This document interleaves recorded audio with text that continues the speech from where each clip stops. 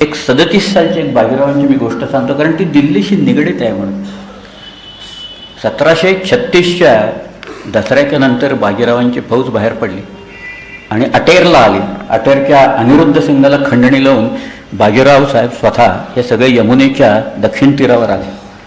आणि बाजीरावांनी पहिल्यांदा यमुनेचे उतार आहेत, उतार म्हणजे जिथं नदी आपल्याला पार करायची असते त्या ज्या जागा असतात ठराविक, तर ते उतार ताब्यात आणण्यासाठी म्हणून त्यांचा जो मित्र होता बाजी भिवराव रेठरेकर, हे बाजी भिवराव रेठरेकराला त्यांनी तिथं पाठवला आणि उतार दाबून ठेवले. आणि त्यांनी विठोजी बुळे, मल्हारराव होळकर या सगळ्यांना त्यांनी पलीकडं जी गावं आहेत ना, फरुखाबाद वगैरे जी गावं आहेत, फिरोजाबाद वगैरे ही सगळी गावं लुटायला त्यांनी सांगितली. फिरोजाबाद, शुकोहाबाद नावाची गावं आपल्या लोकांनी लुटली आणि इत्मादपूर नावाचं गाव लुटून परत येत असताना आग्र्याला जो सुभेदार होता सादत खान, या सादत खानाचा जो भाचा होता सफदरजंग, हा सफदरजंग चालून आला मराठ्यांच्यावर आणि मराठ्यांच्या पिछाडीवर त्यांनी चंदावलवर मराठ्यांचा हल्ला केला. तोपर्यंत बरेचसे मराठी लूट घेऊन यमुना ओलांडून बाजीरावांच्या इथं आलेले होते आणि काही मराठी मारले गेले, काही नदीत पडले. पण त्या सफदरजंगाने सादत खानाला काही गोष्टी जाऊन सांगितल्यावर सादत खानाने दिल्लीच्या बादशाला मुहम्मद शहाला त्यांनी पत्र पाठवलं आणि त्या पत्रात त्यांनी असं लिहिलं होतं की आम्ही बाजीरावाचा पराभव करून त्याला चमेली पार घातला, म्हणजे चंबळच्याही पलीकडे घातलेलं आहे त्याला बाजीरावाला आम्ही, आणि तुम्ही आम्हाला माळवा आणि गुजरात हे 2 सुभे जर का तुम्ही दिलेत तर आम्ही बाजीरावाचा कायम बंदोबस्त करून टाकू. हे पत्र दिल्लीत आलं, ते मुहम्मद शहाने वाचलं. आजवर असं कधी घडलेलं नव्हतं, आजवर बाजीरावाचा पराभव कोणी केलेला नव्हता. मुहम्मद शाह खुश झाला आणि त्याने हत्ती आणि पोशाख वगैरे या सादत खानाला पाठवून दिलं. तो हत्ती आला आग्र्यात, तो हत्ती झुलला की इकडं सादत खान झुलायला लागला. एवढी मोठी देणगी बादशाने पाठवली, बादशाची मर्जी आता आपल्यावर बसली. त्याला कल्पना होती की बाजीराव पलीकडेच आहे, बाजीराव काही फार लांब नाही आहे, तरी सादत खानानं हा गोंधळ केलेला होता. एवढी मोठी देणगी बादशाने पाठवली, बादशाची मर्जी आता आपल्यावर बसली. त्याला कल्पना होती की बाजीराव पलीकडेच आहे, बाजीराव काही फार लांब नाही आहे, तरी सादत खानानं हा गोंधळ केलेला होता. त्याचा जो वकील होता बाजीरावांचा, त्यांनाही दिल्ली तिथनं हलवण्यात आलं. त्या वकिलानं येऊन बाजीरावांना सांगितलं की असं एक पत्र या सादत खानाने दिल्लीत लिहिलंय बादशाला की तुम्हाला चमेली पार घातले वगैरे म्हणून. त्याला इकडं हत्तीन पोशाख बादशाने दिला आहे. बाजीरावांचं एक पत्रच मिळाले. मी त्या पत्रातला काही अंश सांगतो, काही भाग मी तुम्हाला सांगतो. बाजीरावांच्या पत्रात असं लिहिलेलं आहे की मुघल तो आपणास माहिती आहे, करावे थोडे लिहावे फार. काही करायला नुसतंच आपलं लिहित बसायचं, आम्ही एवढं केलं आणि तेव्हा केलं. तर आम्हास चमेली पार घातली असे कित्येक गप लिहून सादत खानाने बादशास पाठवले. खोटं खोटंच लिहिले म्हणा सगळे.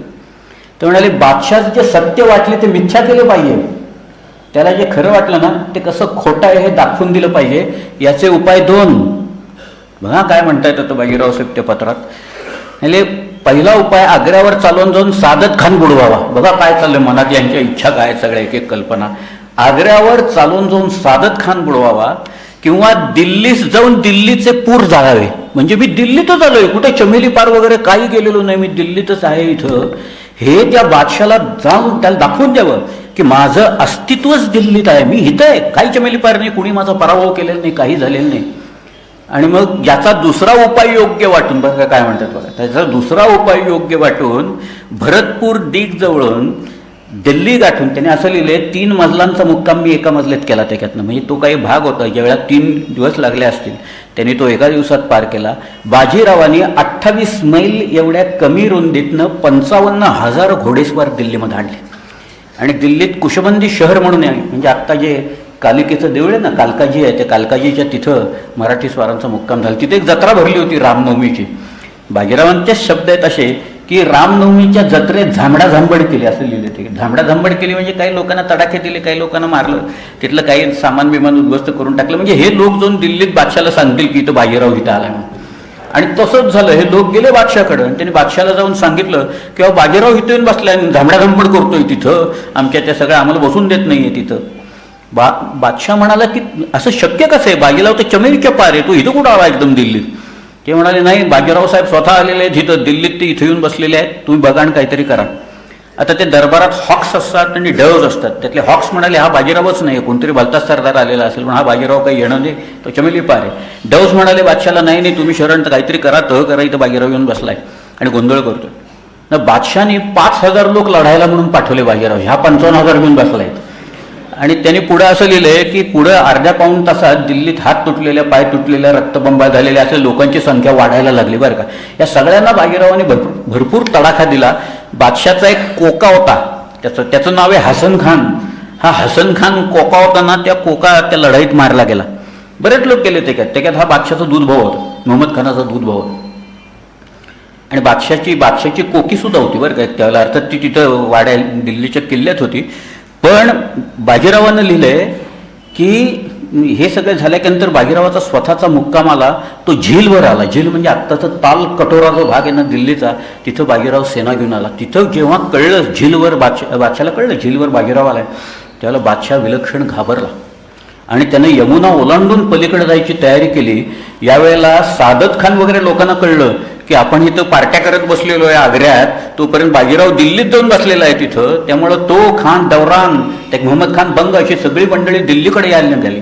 आणि दिल्लीचा जो त्यावेळेचा वजीर होता कमरुद्दीन खान, तो कमरुद्दीन खान हे पलीकडे येताना दिल्लीकडे येताना येतोय असं कळल्याच्यानंतर बाजीराव साहेब तिथनं निघाले आणि त्याच्यानंतर कोठ आणि पुतली या गावाच्या इथे येऊन राजस्थानमधनं ते परत माघारी आले.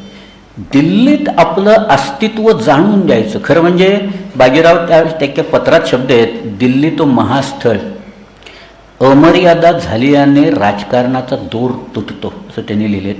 दिल्ली खरंच काबीज करता आली असती. बादशाह तर पळूनच चालला होता, उरलेले लोक घाबरून पळून गेले असते. दिल्लीचा किल्ला केव्हाही ताब्यात आला असता, मराठ्यांच्या ताब्यात आली असती. पण राजकारणाचा दोर तुटतो. कदाचित राजपूत नाराज झाले असते, शीख नाराज झाले असते, जाट नाराज झाले असते. आणि शाहूंनी सांगून ठेवलेलं होतं, शाहू महाराज, दिल्लीची मुघल पातशाही ही नष्ट करायची नाही. आणि या एवढ्यासाठी म्हणून पेशवा तिथं पोचलेला असताना, दिल्लीत अस्तित्व दाखवून दिलेलं असताना बाजीराव हा तिथनं परत आला. बाजीराव साहेबांचं अर्थात अजून एक गोष्ट मध्ये घडली. त्याच्यानंतर दक्षिणेतर गोष्टी घडतच होत्या. इकडे वसई बिसई वगैरे उत्तर फिरंगण आपल्या लोकांनी मारून काढलेलं होतं. मराठी लोकांनी उत्तर फिरंगणातला पोर्तुगीज अंमल 1739 मध्ये पार उडवून टाकला. सगळे लोक पळाले, गोव्यात पळाले, सगळं अष्टागर मुक्त झालं पार. त्याच्यावरचा गोवा जवळजवळ वसई आणि त्याच्यावरचा प्रदेश हा मराठ्यांची ताकद किती आणि कशी वाढत होती त्याची सगळी उदाहरणं मी मुद्दा म्हणून सांगतोय. ते बादशाला म्हणजे दिल्लीला शेवटी मराठ्यांचा आधार घ्यावा लागला. 1752ची ती गोष्ट आहे, मी तिथं येणारच आहे. मुळात 1752चा तह मराठ्यांच्यात आणि दिल्लीत झालेला हा तह पानिपत जे काही झालं, युद्ध जे झालं, अब्दालीशी युद्ध झालं, त्याचं एक महत्त्वाचं कारण ते आहे. 1742पासनं रघुजी भोसल्यांची मागाशी मी सांगितलं, हा जो भास्करराम कोलटकर होता, या भास्कररामाच्या 3 स्वाऱ्या, तिकडे 4 स्वाऱ्या झाल्या. त्या 4 स्वाऱ्यानंतर भास्कररामाचा खून झाला. 20-22 लोक मारले गेले. त्या अलावर्दी खानाने हल्लायोग केले. त्या हल्ल्यात रघुजी भोसले मात्र मागं थांबले होते. त्यांनी ओळखलेलं होतं की हे यांच्यावर विश्वास ठेवू नये. पण त्यांच्यावर विश्वास ठेवून भास्करराम कोलटकर आणि सगळी मंडळी भेटायला म्हणून गेली. खंडणी देतो असं सांगितलं त्यांनी, पण खंडणी काही दिली नाही. त्यांनी मारेकरी घातले नाही. एकूण 22 लोकांचे खून झाले. या स्वारीच्या वेळी एक घटना घडलेली आहे. कालच आम्ही चर्चा करत होतो. काल माझ्याबरोबर आम्ही एका प्रकाशनाला गेलेलो होतो. काल प्रकेखाणेकर होते, देगलूरकर सर होते. देगलूरकर सरांनी काल ती घटना सांगितली. ते म्हणाले की मराठे हे तिथं ओरिसामध्ये असताना त्यावेळेला काही लोक गेलेले तिथं असताना त्यांना काही मूर्ती दिसल्या. मोंड होतं, त्याच्यावर वाळू पडली होती, माती पडली होती सगळे. आणि मग भास्करराम वगैरे सगळ्या लोकांनी सांगितलं जाऊन खोदा तिथं, काय साफ करा, सगळं काय दिसतंय ते बघूया म्हणून. आपल्या 200 लोकांनी जाऊन ते सगळी साफसफाई केल्याच्या नंतर काय मिळालं असेल, आत्ताचं जे कोणार्कचं सूर्याचं जे मंदिर आहे ना, ते मंदिर मराठ्यांनी शोधून काढलेलं आहे. त्याच्यानं मराठ्यांनी एक पराक्रम कुठे आणि कसे आहेत याची माहिती आपल्याला नाही. पण हा सुद्धा एक मराठी पराक्रमाचाच भाग आहे. मराठी तेव्हापासून उत्खनन करत होते बघा, तिकडनं असं दिसतंय मला. परंतु 1740-42 बंगालपर्यंत आपले लोक पोचले, ओरिसापर्यंत पोचले, पटण्यापर्यंत पोचले. पटण्याला भिंती घालायला लागल्या. पराक्रम कुठं आणि कसा वाढत गेला ह्याच्या या सगळ्या गोष्टी आहेत. त्याच्यानंतर मला 1-2 गोष्टी फक्त सांगायच्या आहेत, त्याही महत्त्वाच्या आहेत. आणि ती 1752पर्यंत येऊन मी थांबतो त्याच्यात. एक म्हणजे 1750मध्ये एक करुण गोष्ट घडली आहे. ते खरं सांगायला नको, पण मराठीत ताकद कशी वाढलेली होती हे सुद्धा सांगणं, कारण ती लोकांना माहिती नाही म्हणून गोष्ट. जयपूर आहे ना, त्या जयपूरचा सवाई जयसिंग वारला त्यावेळेस, आणि त्याचे जे 2 पुत्र होते, एकाचं नाव होतं ईश्वरी सिंग आणि दुसऱ्याचं नाव होतं माधव सिंग. खरं म्हणजे त्या सगळ्या भागात म्हणजे राजपूत लोकात सगळ्यांचा एक अलिखित तह असा होता की जर का मेवाडची राजकन्या आपल्याकडे आली असेल आणि तिला जर का मूल झालं असेल आणि ते वयाने जर का लहान असेल तरीही त्याला गादीवर युवराज म्हणून नंतर आणायचा, असा एक अलिखित नियम हा सगळ्यांचा होता. गंमत म्हणजे माधव सिंग हा ते मेवाडच्या राजकन्याचा मुलगा होता, पण ईश्वरी सिंग हा बळजबरीनं तिथं राज्य घेऊन बसला आणि संघर्ष सुरू झाले या सगळ्या. माधव सिंगाला शिंद्यांचा पाठिंबा होता, माधव सिंगाला यांचा पाठिंबा होता, मल्हारराव होळकरांचा होता, आणि ईश्वरी सिंगाला शिंद्यांचा पाठिंबा होता तिथं. पण ईश्वरी सिंग तिथं आल्याच्या नंतर मल्हाररावांनी खंडणी आपल्याला होती, जयपूरकडनं यायची होती, आणि मल्हारराव होळकरांनी नानासाहेब पेशव्यांच्या बरोबरीने त्यांना सांगून त्यांनी परवानगी घेतली आणि मल्हारराव होळकर हे जयपूरकडे निघाले. मल्हारराव येत असल्याच्या बातम्या जयपूरला आल्या. जयपूरचा ईश्वरी सिंग घाबरून बसलेला होता. त्यांनी जे अनेक उद्योग केले तिथं ते सांगण्यासारखेच आहेत सगळे, काही न सांगण्यासारखे सुद्धा उद्योग आहेत त्यांचे. परंतु ज्या वेळेला मल्हारराव जयपूरच्या जवळ आले तसं कळल्याच्या नंतर काय झालं असेल तिथं, ईश्वरी सिंगांनी काळा नाग आणि सोमलखार मागवलं आणि उद्या मराठ्या आत येणार जयपूरमध्ये हे कळल्याच्या नंतर त्यांनी रात्री नाग डसवून घेऊन आत्महत्या केली. वर विषही घेतलं, त्याच्या काही बायकांना रखेल्यांना विष दिलं. त्यांची प्रेतं 18 तास कुजत पडलेली होती तिथं, बातमी कोणी फोडलेली नव्हती. दुसऱ्या दिवशी ज्यावेळेला मल्हारराव तिथं आले आणि मल्हाररावांना कळलं असं असं झालं आहे, त्यावेळेला त्यांचे जे सगळे अंत्यविधी आहेत हे मल्हारराव होळकरांनी करून दिले. त्या की 21 बायका चितेवर चढल्या त्या ईश्वरी सिंगाच्या तिथं. ही करुण घटना आहे त्या सगळ्याच्यातली. परंतु मल्हाररावांनी सुद्धा त्यांच्या मृत्यूच्या नंतर तिथं अंत्यविधी वगैरे सगळे या जयपूरच्या राजाचे आपल्या लोकांनी हे तिथं केलेलं आहे. ही गोष्ट आहे साधारण 1750च्या सालची. आणि 1748पासून खरं म्हणजे 1747मध्ये नादिरशाह 39मध्ये दिल्लीत आला. नादिरशाहनं दिल्ली झोडली. त्यावेळेला नादिरशाहनं दिल्लीत प्रचंड कत्तल केली. तो ज्या ठिकाणी उभं राहून त्यांनी दिल्ली कत्तलेचा हुकूम दिला ते सगळ्या इमारती अजून आहेत तिथं.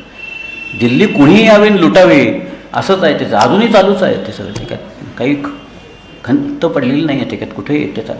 पण नादिरशाहने जी लुटली, नादिरशाह परत गेला. त्यावेळेला नादिरशाहच्या सेनेत अहमदशाह अब्दाली होता.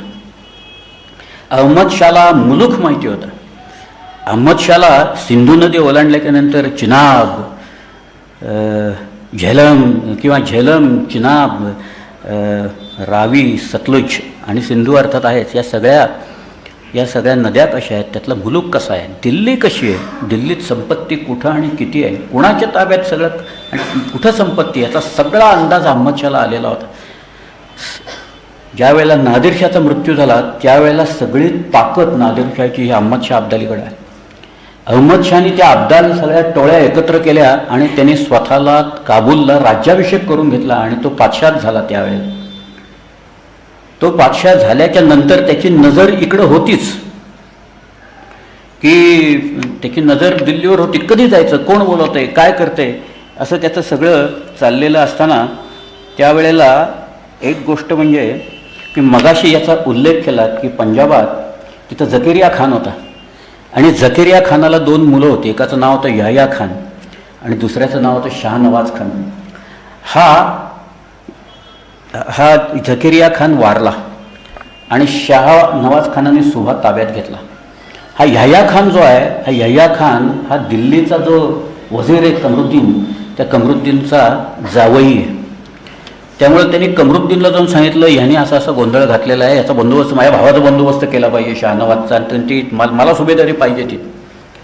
मग मीर मन्नू आणखी हा वजीर या दोघांनी ठरवलं की या शाहनवाज खानला उतरायचा आणि आपला जो जावई आहे त्याला आणून तिथे या खानाला बसवायचा. मराठ्यांच्या काळात एकूण भारताच्या दृष्टिकोनातनं एक अत्यंत करुण घटना आहे ती खरं म्हणजे की आदिना बेग हा मुघल सुभेदार होता. त्याने शाहनवाजला सांगितलं की दिल्लीहून हे जे सैन्य आहे ते कमरुद्दीन खानाचं, त्याचा बंदोबस्त जर का करायचा असेल तर अहमदशाह अब्दालीची मदत घ्या. आदिना बेगनं सांगितलं. अहमदशाह अब्दाली वाटच बघत बसला होता, कोण मला बोलवते आणि मी तिकडे जातोय त्याच्यात. आणि अब्दाली शाहनवाज खानाला मदत करायला म्हणून निघाला. अब्दालीच्या बरोबर त्याची मोठी सेना होती, पण दिल्लीची सेना ही मोठी होती, संख्येनं मोठी होती. दिल्लीकडे त्यावेळेला मराठे त्यांच्या मदतीला गेलेले नव्हते. परंतु मीर मन्नू, कमरुद्दीन खान, हे सगळे, यह्या खान, ही सगळी मंडळी अब्दालीच्या येते. तोपर्यंत अब्दाली सिंधू ओलांडून पुढे आला होता. अब्दालीने झेलम ओलांडलेली होती, चिनाब ओलांडलेली होती, रावी ओलांडलेली होती, सतलुज ओलांडलेली होती. आणि सरहिंदच्या इथं आपल्या लोकांनी त्याला अडवला, म्हणजे दिल्लीच्या लोकांनी त्याला अडवला. अब्दालीच्यात आणि दिल्लीत या सगळ्या लोकात एक मोठं युद्ध झालं तिथं, आणि अब्दालीचा पराभव झाला. अब्दालीला निघून जावं लागलं त्या सगळ्यात. आदिना बेग त्याच्याबरोबर होता, बंदोबस्त करत आपले लोक काही ठेवत अब्दाली तिथनं निघून गेला, तो परत काबूलला गेला. पण इथं मात्र हे गोंधळ दिल्लीत असे चाललेले होते. वजिराचे गोंधळ होते, नात्यांतले त्यांचे गोंधळ होते, हे इथले शहानवाज खान आणि यह्या खानाचे सगळे गोंधळ होते. अशा वेळेला दिल्लीला मराठ्यांची आठवणी यायला लागली सगळ्याला. अजून एक घटना आहे त्याच्यासाठी. अफगाण रोहिले तिथं होते. रोहिलखंड आहे, हे सहारनपूर बिहारनपूर हा सगळा भाग आहे, घोसगड बिस्कड वगैरे सगळा, त्या तिथं रोहिले होते. आणि या रोहिल्यांनी दिल्लीवर हल्ला केला. त्यावेळेला मात्र दिल्लीला, ही गोष्ट मी सांगतोय 1751ची गोष्ट आहे, त्यावेळेला दिल्लीला मराठ्यांची मदत मागावी लागली. आणि शिंदे होळकर हे तिथं गेले आणि आपल्या सैन्याने अफगाण रोहिल्यांचा पराभव करून त्यांना हाकलून दिले. ते फार नंतर त्या कुमाव बिमावमध्येच बराच काळ जाऊन बसलेले होते तिथं. पण मराठीत ताकद आहे, मराठी लोक येत आहेत, दिल्ली वाचवायचा प्रयत्न करत आहेत, हे बादशाहाने पाहिल्याच्या नंतर 1752मध्ये मुघलांची आणि मराठ्यांची एक ट्रिटी झाली, एक तह झाला. हीच सगळ्यात त्या मोठी गोष्ट पानपत व्हायची. अब्दालीचं आपलं काय वाकडं नाहीत. मराठी बसलेत महाराष्ट्रात, अब्दाली बसलाय अफगाणात तिथं जाऊन. परंतु हा जो तह आहे, हा तह एकूण भारताच्या दृष्टिकोनातनं आणि विशेषतः मराठ्यांच्या ताकदीच्या दृष्टिकोनातनं फार महत्त्वाचं आहे, की त्या तहान्वये मराठ्यांना दिल्लीचं संरक्षक म्हणून नेमलं गेलं. ही सगळ्यात महत्त्वाची बाब. मराठ्यांना 2 सुभे महसुलासाठी देण्यात आले. त्यातला एक सुभा आहे अजमेर आणि दुसरा सुभा आहे आग्रा. मुस्तकीरुल खिलाफत आग्रा हा दुसरा सुभा आहे. आणि जवळजवळ अवघ्या भारतात मुघलांचं जिथे जिथं मुघल इंडिया सगळा जो होता, त्या मुघल इंडियात चौथाईचे हक्क मराठ्यांना सगळे मिळाले. मराठ्यांचा संचार हा कुठं कुठं आणि कसा झाला त्याच्यासाठी हा एक मोठा टप्पा आहे इतिहासातला. 1752 हा एक प्रचंड मोठा टप्पा हा त्यातला आहे, की त्यावेळेला मराठ्यांना हे जे 2 सुभे मिळाले. आणि वसुलीसाठी मराठी बाहेर पडल्या. वसुली कोणी सहजासहजी देत नाही हो. पैसे कोणी सहजासहजी मागितले तर देत नाही. तुम्हाला हात पेरगावे लागतात, नाकं कापावे लागतात, तरच लोक देतात. ते त्यांना करावे लागले, हे उद्योग सगळे करावे लागले. आज उत्तरेत तुम्ही गेलात, हरियाणात गेलात, बंगालात गेलात, तर अनेक लोक मराठे होते, ते लुटारू म्हणत असतात सगळ्यांना. परंतु आम्ही काही लूट उगाच केलेली नव्हती. आमच्याकडे हक्क होते. आम्हाला मुघल पातशाही वाचवायची, आम्हाला हिंदुस्थान वाचवायचं होतं. बाहेरचे जे आक्रमक आहेत त्या आक्रमकांच्या विरुद्ध आपली सेना सज्ज करायची होती. आणि त्याच्यासाठी पैसा आवश्यक होता सगळा तिथं. तो पैसा मिळवणं आवश्यक होतं. आज सेना आहे, त्याचा खर्च लोकांचा, स्वारांचा, एका स्वाराचा खर्च जर का महिन्याचा 10 रुपये जरी धरला एका माणसाचा, 40,000ची सेना जर का असेल तर नुसत्या स्वारांचाच खर्च तिथं 4 लाख रुपये होतो. सदाशिवराव भाऊला ज्या अडचणी आल्यानंतर त्यातलं एक हे महत्त्वाचं कारण आहे.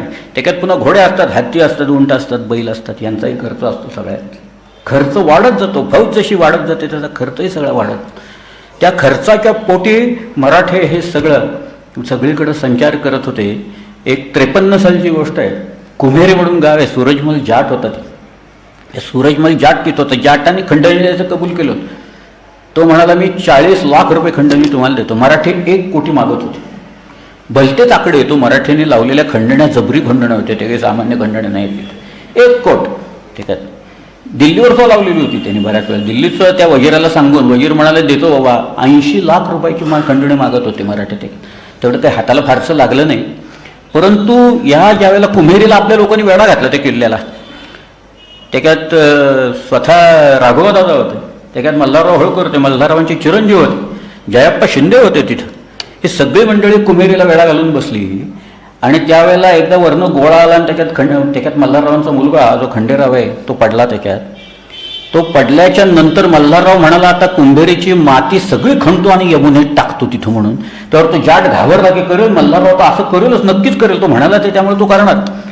पण आधीच हे ईश्वरी सिंग सगळी प्रकरणं झालेली होती, त्यामुळे मल्हाररावला घाबरतच होते लोक सगळे.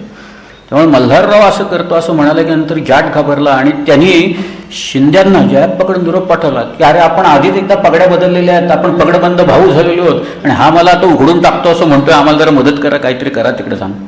आणि जयाप्पा मदत करतो असं म्हटलं की नंतर मल्हारराव भयंकर चिडला. त्याने राघवदादाकडे तक्रार केली त्यावेळेला, पण अनेक कारणाच्यामुळे कुंभेरी आपल्या हातात आली नाही.